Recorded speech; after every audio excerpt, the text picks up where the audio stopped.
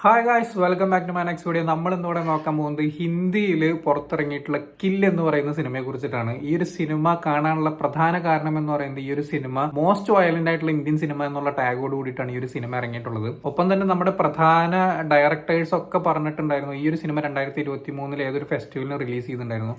അപ്പൊ അങ്ങനെ ഒരുപാട് ഡയറക്ടേഴ്സും ഒരുപാട് ടെക്നീഷ്യൻസും ഒക്കെ ഒരു കിഡിലൻ സിനിമ എന്നുള്ള രീതിയിലാണ് ഈ സിനിമയെ കുറിച്ച് പറഞ്ഞിട്ടുണ്ടായിരുന്നത്. സ്വാഭാവികമായിട്ടും ഒരു നോർമൽ ആക്ഷൻ ത്രില്ലർ സിനിമ പ്രേമികളെ സംബന്ധിച്ച് കാണാനുള്ള ഒരു ത്വര ഉണ്ടാവും. അത്തരത്തിലുള്ള ഒരു ത്വരയാണ് ഈ ഒരു സിനിമ കാണാൻ പ്രേരിപ്പിച്ചിട്ടുള്ളത്. ഈ സിനിമയെക്കുറിച്ച് എടുത്ത് പറയേണ്ടത് എന്താണെന്ന് വെച്ചാൽ ഫൈറ്റ് സീക്വൻസുകൾ തന്നെയാണ്. അതായത് ഒരു ട്രെയിനിനകത്ത് നടക്കുന്ന, ഒരു ദിവസം രാത്രി നടക്കുന്ന, ഒരു അരമുക്കാൽ മണിക്കൂറിനുള്ളിൽ നടക്കുന്ന പരിപാടിയാണ് ഈ ഒരു സിനിമ കാണിക്കുന്നത്. ഗംഭീരമായിട്ട് എടുത്തു വെച്ചിട്ടുണ്ടെന്ന് പറഞ്ഞാൽ സൂപ്പറായിട്ട് എടുത്തു വെച്ചിട്ടുണ്ട്. പക്ഷെ 100% സാറ്റിസ്ഫൈഡ് ആണെന്ന് ചോദിച്ചാൽ ഞാൻ അല്ലാന്നേ പറയുള്ളൂ. അതിനുള്ള കാരണം ഞാൻ ലാസ്റ്റ് പറയാം. പക്ഷേ action sequence, violence at the peak, Indian സിനിമയെ സംബന്ധിച്ച് പീക്ക് ലെവലിൽ എടുത്തു വെച്ചിട്ടുണ്ട്. വെട്ടിക്കൊല്ലുക എന്നൊക്കെ പറഞ്ഞാൽ വെട്ടിക്കൊല്ലുക, അത്തരത്തിലൊക്കെ ചോരമയം എന്നൊന്നും പറഞ്ഞാൽ പോരാ, അതിനപ്പുറം അടിച്ചടിച്ച് തലയൊക്കെ ചതച്ച് കളയുക എന്നൊക്കെ അൾട്ടിമേറ്റ് അവർ ചെയ്തു വെച്ചിട്ടുണ്ട്. ഞാൻ ആക്ച്വലി ജോൺ വിക്കൊക്കെ ഞാനും കണ്ടിട്ടുണ്ട്. ജോൺ വിക്കിലൊന്നും ഇത്ര വയലന്റ് ആയിട്ട് ഇത്ര സീക്വൻസ് ഉണ്ടോ ചോദിച്ചു കഴിഞ്ഞാൽ വളരെ കുറച്ചേ ഉള്ളൂ എന്ന് പറയണം. അതിലൊക്കെ എങ്ങനെയാന്ന് വെച്ചാൽ ഗൺ ഷോട്ട്സ് അങ്ങനത്തെ പരിപാടികളും കാര്യങ്ങളും ഉണ്ട്. വയലൻസ് ഉണ്ട്, ഇല്ല എന്ന് ഞാൻ പറയുന്നില്ല. പക്ഷെ ഇതൊരുമാതിരി കൊടൂര വയലൻസ് ആയി പോയി. ഞാൻ ഒരു ഇന്ത്യൻ സിനിമയിൽ നിന്ന് ഞാൻ ഇത്രയും പ്രതീക്ഷിച്ചിട്ടുണ്ടായിരുന്നില്ല. ഡയറക്റ്റ് ചെയ്തിരിക്കുന്നത് നിഖിൽ നാഗേഷ് ഭട്ട് എന്ന് പറയുന്ന മനുഷ്യൻ. ഇതിൽ എടുത്തു പറയത്തൊക്കെ എന്താ പറയാ, ബ്രില്യൻസ് കാണിക്കുക എന്ന് പറഞ്ഞു കഴിഞ്ഞാൽ ഈ ഒരു ആക്ഷൻ സീക്വൻസ് എങ്ങനെ സെറ്റ് ചെയ്യണം എന്നുള്ളതിലാണ് ഈ ഒരു പടത്തിന്റെ ബ്രില്യൻസ് എന്ന് പറയാൻ. ഞാൻ പറഞ്ഞില്ല നേരത്തെ, ഒരു 2-3 ബോഗിയുടെ ഉള്ളിൽ വെച്ചിട്ടാണ് ഈ ഒരു ഫൈറ്റ് സീക്വൻസുകൾ മൊത്തം നടക്കുന്നത്. സോ അത്തരത്തിൽ നോക്കുന്ന സമയത്ത് ഡയറക്ഷൻ വൈസ് ആണെങ്കിലും ക്യാമറ ഒക്കെ പോയിരിക്കുന്ന രീതിയാണെങ്കിലും സിനിമോട്ടോഗ്രാഫി ആണെങ്കിലും എല്ലാം കൊണ്ടും കിഡിലനായിട്ട് ചെയ്തു വെച്ചിട്ടുണ്ട്. ഇതിൽ എല്ലാവരും ഒട്ടുമിക്ക ആൾക്കാരും പുതിയ ആൾക്കാരാണ്. ലക്ഷ്യ എന്ന് പറയുന്ന നായകനെ ഒരു ഇൻട്രൊഡ്യൂസ് ചെയ്തിട്ടുണ്ട്. അതുപോലെ തന്നെ രാഘവ് ജുയൽ എന്ന് പറയുന്ന വില്ലനാണ് എനിക്ക് കൂടുതൽ ഇഷ്ടപ്പെട്ടത്. കാരണം അയാളുടെ മാനറിസങ്ങൾ പൊളിയായിരുന്നു. അവന്റെ വർത്തമാന രീതികളാണെങ്കിലും ഒരു രസമായിട്ട് എനിക്ക് ഭയങ്കരമായിട്ട് ഫീൽ ചെയ്തു. സീരിയലുകളിലൊക്കെ അഭിനയിക്കുന്ന ആളാണെന്ന് തോന്നുന്നു. ഞാൻ ഇതിന് മുമ്പ് കണ്ടിട്ടൊന്നുമില്ല. പക്ഷേ ഈ ഒരു സിനിമയ്ക്കകത്ത് സൂപ്പർ മാനറിസങ്ങളാണ് അടിപൊളിയായിട്ട് ചെയ്തു വെച്ചിട്ടുണ്ട്. അതുപോലെ തന്നെ ഒരു ഗുണ്ടപ്പനായിട്ടൊരു മനുഷ്യൻ വരുന്നുണ്ട്, എന്താ സിദ്ധു ബയ്യാന്നോ അങ്ങനെയാണ് എന്തോ ആണ് അയാൾ വിളിക്കണത്. അയാളൊക്കെ വന്നിട്ട് നായകനെ ഇടിച്ചിടുന്ന സമയത്തുണ്ടല്ലോ നമുക്ക് വല്ലാത്തൊരു സങ്കടം തോന്നും.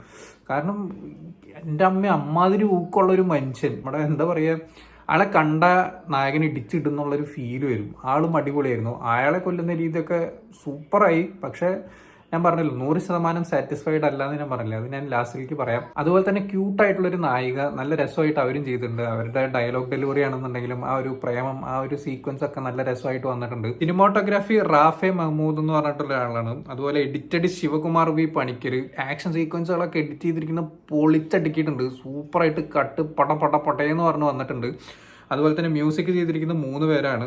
വിക്രം മോൺട്രോസ്, ശാശ്വത് സച്ദേവ്, ഹരുൺ ഗവിൻ എന്ന് പറഞ്ഞിട്ട് 3 പേര് ഗംഭീരമായിട്ട് ചെയ്തു വെച്ചിട്ടുണ്ട്. ഒരു മാസീവായിട്ടുള്ള ഒരു സോങ് പോലത്തെ ഒരു പരിപാടിയൊക്കെ ഇതിൻ്റെ ഇടയ്ക്ക് വരും. അവൻ ആ ട്രെയിനിൻ്റെ മുകളിലേക്ക് കയറുന്ന ഒരു സമയത്ത് ഒരു സാധനം വരും. ഓമ്പോൾ അതൊക്കെ വെട്ടിച്ചില്ല ഐറ്റം എന്നൊക്കെ പറഞ്ഞാൽ വെട്ടിച്ചില്ല ഐറ്റം. ആക്ഷൻ കൊറിയോഗ്രാഫി ചെയ്തിരിക്കുന്ന ആരാന്നറിയില്ല, ഗംഭീരമായിട്ട് ചെയ്തിട്ടുണ്ട്. സൂപ്പറാണ്. ആരാണ് ചെയ്തതെന്നുണ്ടെങ്കിലും അവർക്കൊരു ഹാറ്റ്സ് ഓഫ്. ഇനി ഇതേപോലത്തെ പടങ്ങൾ ഇനിയും ഇറങ്ങും എന്ന് തന്നെയാണ് എനിക്ക് തോന്നുന്നത്. കാരണം ഒരാൾ ഇറക്കി അത് വിജയിപ്പിച്ച് കാണിച്ചു കൊടുത്തു കഴിഞ്ഞാൽ കാരണം ഇത് ഇന്ന് കാണാൻ ആൾക്കാരുണ്ട്. ഇന്നത്തെ ഓഡിയൻസിന് ഇത് ഭയങ്കര ഇഷ്ടമാണ്. കാരണം ഇന്നലെ ഞാൻ കണ്ടത് ഭയങ്കര ഹൗസ്ഫുൾ ആയിട്ട്, അതായത് ഒന്നര ആഴ്ചയും കണ്ട ഈ ഒരു സിനിമ ഇറങ്ങിയിട്ട് ഞങ്ങളുടെ അവിടെ ഇന്നലെ ഇറക്കിയിട്ട് സെക്കൻഡ് ഷോയ്ക്ക് ഹൗസ്ഫുൾ ആണ്. എസ്പെഷ്യലി ഇന്ത്യൻ 2-ന് നെഗറ്റീവ് റെസ്പോൺസും കൂടി വന്ന സമയത്ത് ഭയങ്കര റെസ്പോൺസിൽ ഈ പടം കയറിയും കൊളുത്തി. അതായത് ലയൺസ് ഗേറ്റ് എന്ന് പറയുന്ന നമ്മുടെ ജോൺ വിക്കിന്റെ പ്രൊഡക്ഷൻ ടീമാണ് ഈ ഒരു പടത്തിന്റെ റീമേക്ക് അവകാശം എടുത്തിട്ടുള്ളത്. അതൊക്കെ കേൾക്കുമ്പോൾ തന്നെ അത് ജൂലൈ 1-ാം തീയതിക്കാണ് അവർ എടുത്തിരിക്കുന്നത്. അത് എൻ്റെ അമ്മ, അതൊക്കെ എന്ത് രസമാണ്.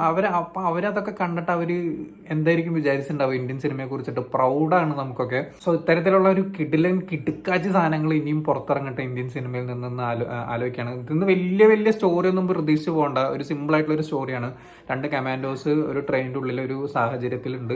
അതിനകത്തേക്ക് കുറച്ച് ആൾക്കാർ കയറി വന്നിട്ട് ഒരു പരിപാടി കാണിക്കാൻ ശ്രമിക്കുന്നു.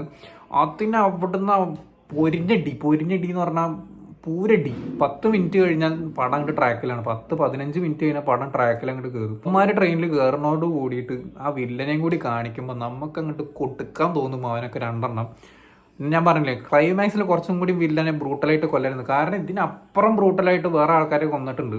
സോ അതുകൊണ്ട് തന്നെ വില്ലനെ ഞാൻ എങ്ങനെയാണെന്ന് പറയുന്നില്ല, വില്ലനെ കൊല്ലുന്നത് കുറച്ചും കൂടി ബ്രൂട്ടൽ ആക്കാമായിരുന്നു എന്ന് എനിക്ക് തോന്നി.